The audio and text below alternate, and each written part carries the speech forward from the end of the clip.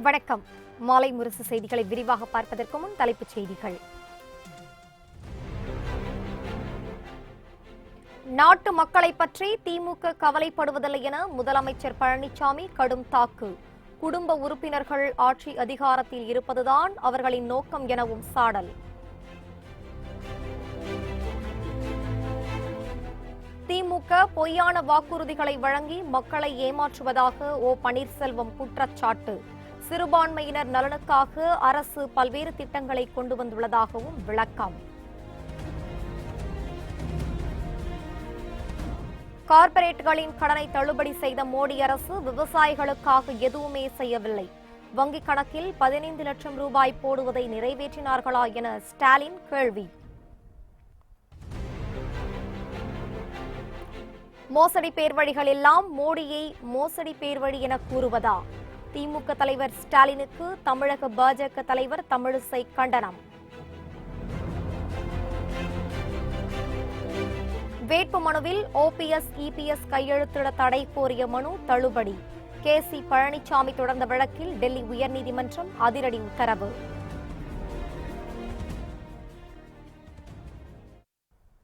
ஆட்சி அதிகாரத்தில் இருந்தபோது காவிரி பிரச்சினைக்காக ஒரு முறையாவது குரல் கொடுத்தீர்களா என திமுகவுக்கு முதலமைச்சர் பழனிசாமி கேள்வி எழுப்பியுள்ளார்.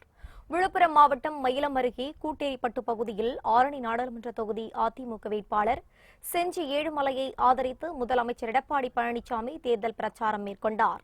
அப்போது பேசிய அவர், மத்தியில் வலிமையான ஆட்சி அமைந்தால்தான் தமிழ் நலம் பெற முடியும் என்று கூறினார். மத்தியில் நிலையான ஆட்சி அமைய, மக்களுக்கு பாதுகாப்பான ஆட்சி அமைய வலிமை மிக்க மோடி மீண்டும் பிரதமராக வேண்டும் என்று முதலமைச்சர் பழனிசாமி தெரிவித்தார். நாடு பாதுகாப்பாக இருக்க வேண்டும் என்று சொன்னால் அதுக்கு வலிமை மிக்க தலைமை தேவை. வலிமை மிக்க தலைமை இருந்தால்தான் இந்த நாடு பாதுகாப்பா இருக்கும், நாடு வளம் பெறும், செழிக்கும். எல்லா திட்டங்களும் நிறைவேற வேண்டும் என்று சொன்னால் தலைமை சரியாக இருக்க வேண்டும். ஆகவே தலைமை சரியா இருந்தால்தான் நாடு செழிக்கும். ஆகவே அப்படி வலிமை மிக்க தலைமை என்று பார்க்கின்ற பொழுது இப்பொழுது பாரத பிரதமர் நரேந்திர மோடி அவர்கள் மீண்டும் பாரத பிரதமராக தேர்ந்தெடுக்கப்பட வேண்டும். அதற்காக நம்முடைய கூட்டணியின் சார்பாக கழக வெற்றி வேட்பாளர் அருமை சகோதரர் செஞ்சி ஏழுமலை. தேர்தல் களத்தில் திமுக பொய்யான வாக்குறுதிகளை அளித்து வருவதாக துணை முதலமைச்சர் ஓ பன்னீர்செல்வம் குற்றம் சாட்டியுள்ளார். கரூர் நாடாளுமன்ற தொகுதி அதிமுக வேட்பாளர் தம்பிதுரைக்கு ஆதரவாக விராலிமலை, மணப்பாறை உள்ளிட்ட இடங்களில் அவர் பிரச்சாரத்தில் ஈடுபட்டார். அப்போது பேசிய ஓ பன்னீர்செல்வம், நாடாளுமன்ற தேர்தலில் திமுக காங்கிரஸ் கூட்டணிக்கு தக்க பாடம் புகட்ட வேண்டும் என வலியுறுத்தினார். சிறுபான்மையினர் நலன்களுக்காக அதிமுக அரசு பல்வேறு திட்டங்களை கொண்டு வந்துள்ளதாக கூறிய பன்னீர்செல்வம், தேர்தல் களத்தில் திமுக பொய்யான வாக்குறுதிகளை அளித்து வருவதாகவும் குற்றம் சாட்டினார். எந்த குறையும் இல்லை. தமிழகம் அமைதி பூங்கா மாநிலமாக இருக்கிறது. தமிழகம் எந்த பகுதியிலும் சாதி சண்டைகளை, மதக்கலவரங்களை, சிறுபான்மையின மக்கள் இங்கு சந்தோஷமாக வாழ்ந்து கொண்டிருக்கின்றோம். தமிழகத்தில் அவர்களுக்கு எந்தவித அச்சுறுத்தலும் இல்லை, அவர்களுக்கு எந்த விதமான கெடுதலும் இல்லை. அதோடும் இல்லாமல் மாண்புமிகு அம்மாள் இஸ்லாமிய பெருமக்களுக்கு ஹஜ் பயணம் செய்வதற்கு மானியத்தை வழங்கி அவர்களை மாண்புமிகு அம்மாள் ஹஜ்ஜுக்கு அனுப்பி கொண்டிருக்கிறார்கள். திமுகவுடைய அடிப்படை கொள்கை வன்முறை கலாச்சாரம் தான். யார் பிடிக்கலையே அவனை போட்டு தள்ளு, அவங்களுக்குள்ளே பிரச்சனையை உருவாக்கு. இதுதானே நீங்கள் நடத்துகின்ற கட்சியினுடைய லட்சணம்.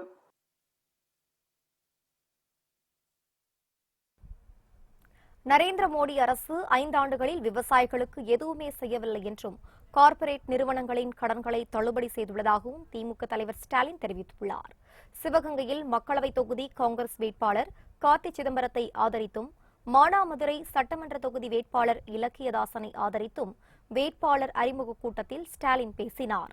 அப்போது கலவரத்தை உருவாக்கும் வகையில் பேசுவதே ராஜாவின் தொழில் என்றும், அப்படிப்பட்டவர் நாடாளுமன்றம் போனால் ஜனநாயகமே கேள்விக்குறியாகிவிடும் எனவும் தெரிவித்தார். பாஜகவின் 5 ஆண்டு கால ஆட்சியில் விவசாயிகளுக்கு எதுவுமே செய்யவில்லை என்றும், அதே நேரத்தில் கார்ப்பரேட் நிறுவனங்களின் கடன்களை தள்ளுபடி செய்துள்ளதாகவும் ஸ்டாலின் தெரிவித்தார். இந்திய பொருளாதாரம் தீவிர நெருக்கடிக்கு ஆளாகி கொண்டிருப்பதாகவும், மோடிக்கும் ஆளுங்கட்சியினருக்கும் பொருளாதாரம் என்றால் என்னவென்றே தெரியாது என்றும் சுப்பிரமணிய சுவாமி கூறியதாக ஸ்டாலின் சுட்டிக்காட்டினார். ஒவ்வொருவரின் வங்கிக் கணக்கிலும் 15 லட்சம் தருவதாக சொன்ன மோடி 15,000 ரூபாயாவது வழங்கினாரா என்றும் ஸ்டாலின் கேள்வி எழுப்பினார். பொள்ளாச்சி பாலியல் வழக்கை சிபிசிஐடியும் ஒப்படைக்கும் நடைமுறை தொடங்கிவிட்டதாக உயர்நீதிமன்றத்தில் தமிழக அரசு பதில் அளித்துள்ளது. பொள்ளாச்சியில் பேஸ்புக் மூலம் நெருங்கி பழகி 100க்கும் மேற்பட்ட பெண்கள் பாலியல் வன்கொடுமை செய்யப்பட்ட சம்பவம் நாடு முழுவதும் அதிர்ச்சியை ஏற்படுத்தியது. மேலும் இச்சம்பவம் தொடர்பான வீடியோ காட்சியும் வெளியானது. இந்த விவகாரத்தில் பொள்ளாச்சியைச் சேர்ந்த திருநாவுக்கரசு உட்பட 4 பேரை சிபிசிஐடி போலீசார் கைது செய்து விசாரித்து வருகின்றனர்.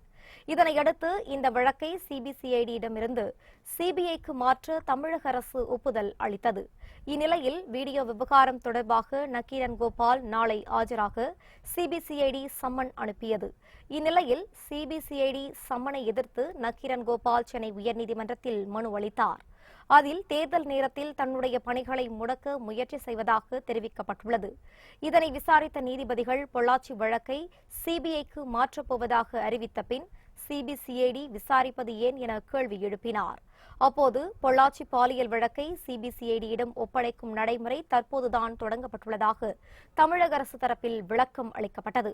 இதனையடுத்து நக்கீரன் கோபால் குற்றவாளி இல்லை என்றும் சென்னையில் வைத்து மட்டுமே அவரை விசாரிக்க வேண்டும் எனவும் நீதிபதிகள் தெரிவித்தனர்.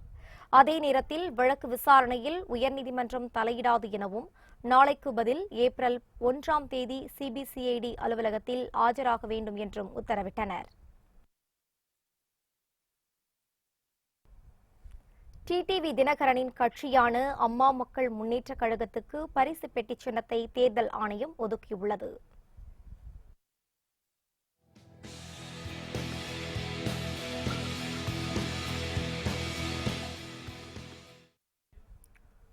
பொதுத் தேர்தலை சந்திப்பதற்கு ஏதுவாக அமமுகவுக்கு குக்கர் சின்னம் ஒதுக்க கோரி உச்சநீதிமன்றத்தில் தினகரன் வழக்கு தொடுத்தார்.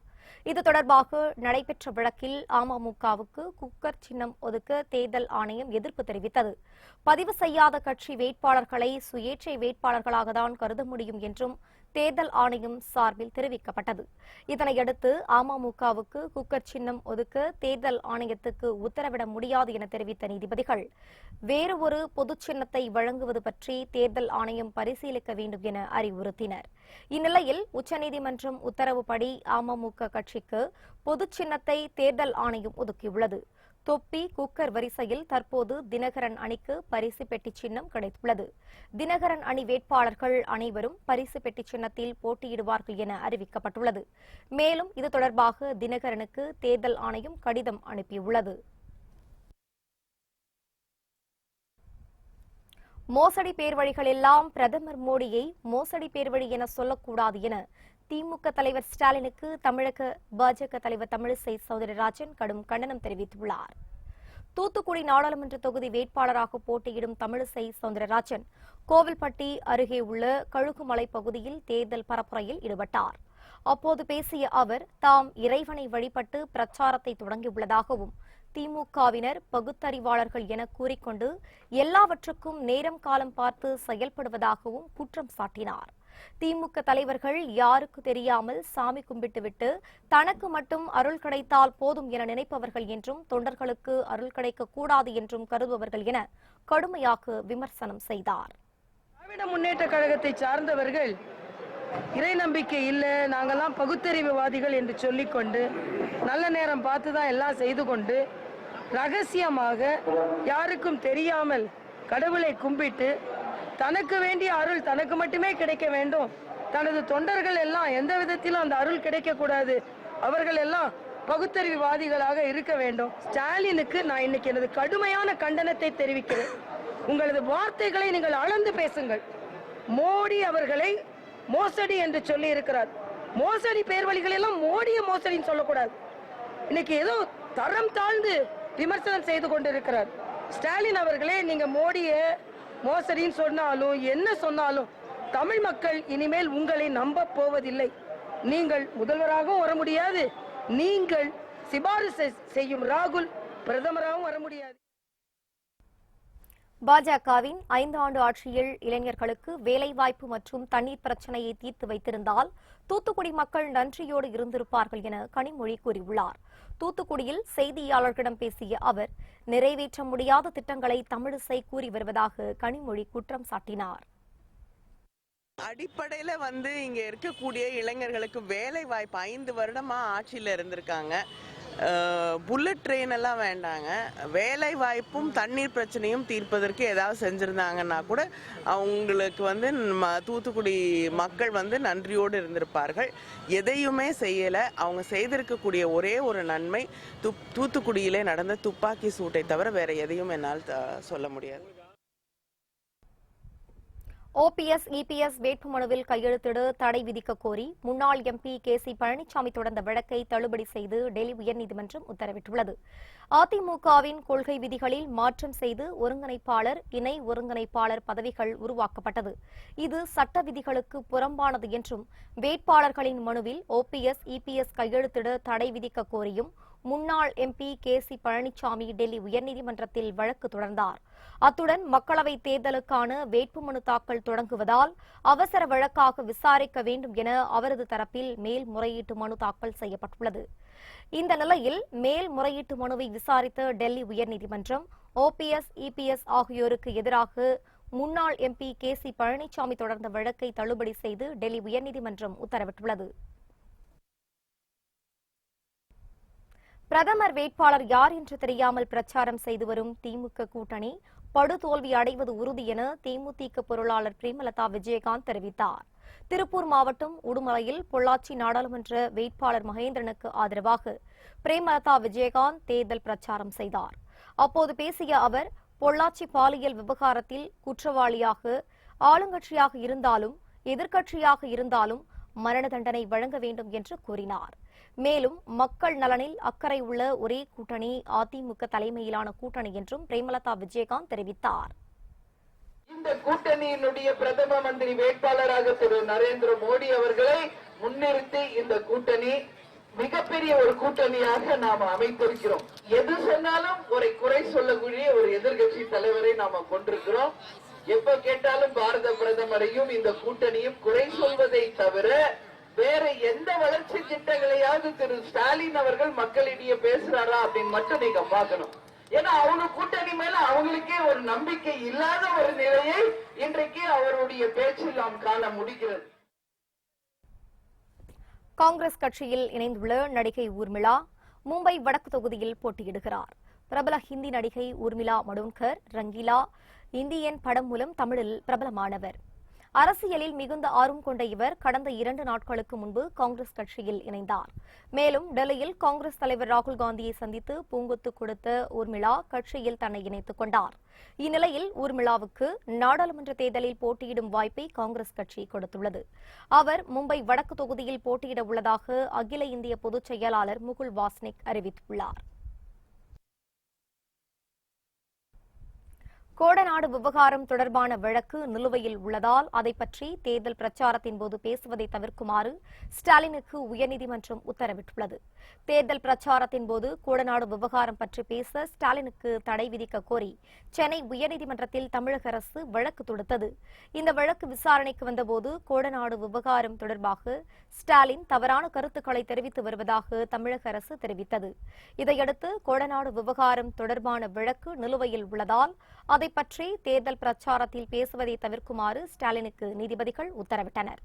இது தொடர்பாக தமிழக அரசின் மனுவுக்கு ஏப்ரல் 3ஆம் தேதி பதிலளிக்கும் ஸ்டாலினுக்கு உத்தரவிட்டனர்.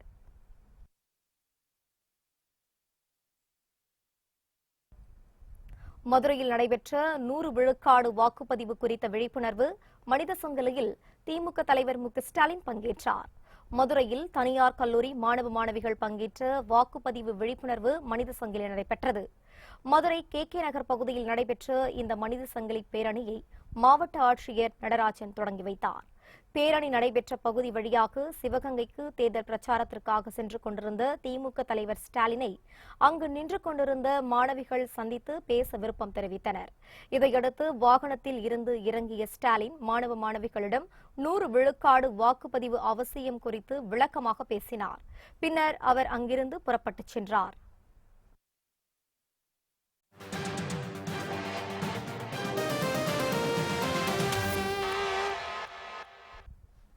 கோவை கோவையில் 6 வயது சிறுமி பாலியல் பலாத்காரம் செய்து கொலை செய்யப்பட்ட வழக்கில் குற்றவாளிகளுக்கு மரண தண்டனை வழங்க வலியுறுத்தி டிஜிபி அலுவலகத்தில் புகார் மனு அளிக்கப்பட்டது.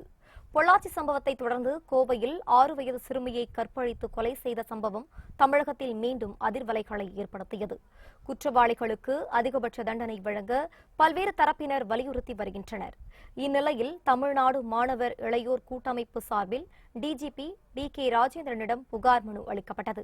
பின்னர் செய்தியாளர்களிடம் பேசிய வழக்கறிஞர், விசாரணை என்ற பெயரில் போலீசார் குற்றவாளிகளுக்கு அடைக்கலம் வழங்காமல் தவறு நிரூபிக்கப்பட்ட உடனே என்கவுண்டர் செய்ய வேண்டும் என கூறினார்.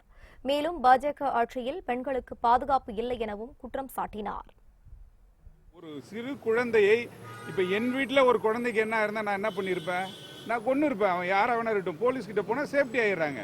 இப்போ ஒன்றும் இல்லை, பொள்ளாச்சியில் நடந்த சம்பவத்துக்கு இந்த குற்றவாளிகள் பத்திரமா ஜெயிலுக்குள்ள இருக்கான், அவனை வெளியில விடுங்கன்றோம். இப்போ இதே மாதிரி ஒவ்வொரு குற்றவாளிக்கும் நீ வந்து போலீஸ் பாதுகாப்பு கொடுக்குறோம், அவன் கோர்ட்டுக்கு வரும்போது அவனை பாதுகாத்து ஒரு 25-30 போலீஸை போட்டுறாங்க. எந்த கேள்வியும் கேட்க முடியல. அவன் தன்னுடைய தவறை திருத்திக் கொள்வதற்கான வாய்ப்பே இல்லாமல் போயிடுது. இந்தியாவில் பெண்கள் பாதுகாப்பு இல்லை, பெண்கள் வந்து பாதுகாப்பா இருக்கவே முடியல அப்படின்னு சொல்லி ரஷ்யாவில் ஒரு நிறுவனம் என்ன பண்றான்னு கேட்டீங்கன்னா ஒரு ஆய்வறிக்கையை கொடுக்குறான். அதுல இந்தியா முதல் இடத்துல இருக்கு. பெண்கள் பாதுகாப்பு இல்லாத நாடு இந்தியா. தமிழகம் மற்றும் புதுச்சேரியில் 10ஆம் வகுப்பு பொதுத் தேர்வு இன்றுடன் நிறைவு பெற்றது.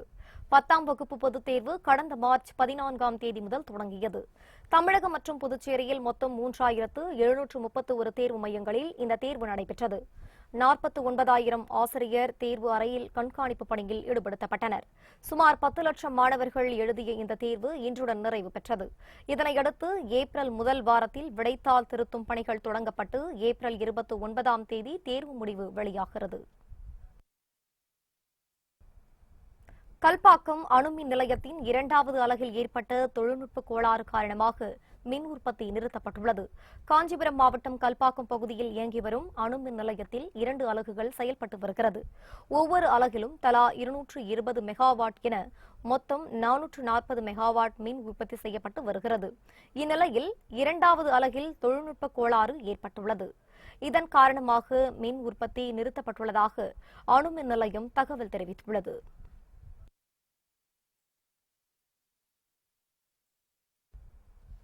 தூத்துக்குடி மாவட்டத்தில் உள்ள தென் திருப்பேரை மகர நெடுங்குழை காதர் திருக்கோவிலில் நடைபெற்ற பங்குனி திருத்தேரோட்டத்தில் ஏராளமான பக்தர்கள் சுவாமி தரிசனம் செய்தனர். தூத்துக்குடி மாவட்டத்தில் பிரசித்தி பெற்ற தென் திருப்பேரை மகர நெடுங்குழை காதர் திருக்கோவில் அமைந்துள்ளது. 108 வைணவ திவ்ய தேசங்களில் ஒன்றான இக்கோவிலில் ஆண்டுதோறும் பங்குனி திருவிழா நடைபெறுவது வழக்கம். இந்த ஆண்டு கடந்த 21ஆம் தேதி முதல் பங்குனி திருவிழா கொடியேற்றத்துடன் துவங்கியது. பங்குனி திருவிழாவின் 9ஆம் நாளான இன்று திருத்தேரோட்டம் நடைபெற்றது. இந்த தேரோட்டத்தில் ஏராளமான பக்தர்கள் கலந்து கொண்டு கோவிந்தா கோபாலா கோஷத்துடன் தேரை வடம் பிடித்து இழுத்தனர். சுவாமி நிகரில் முகில் வண்ணன் திருத்தேரில் எழுந்தருளி பக்தர்களுக்கு அருள் பாலித்தார்.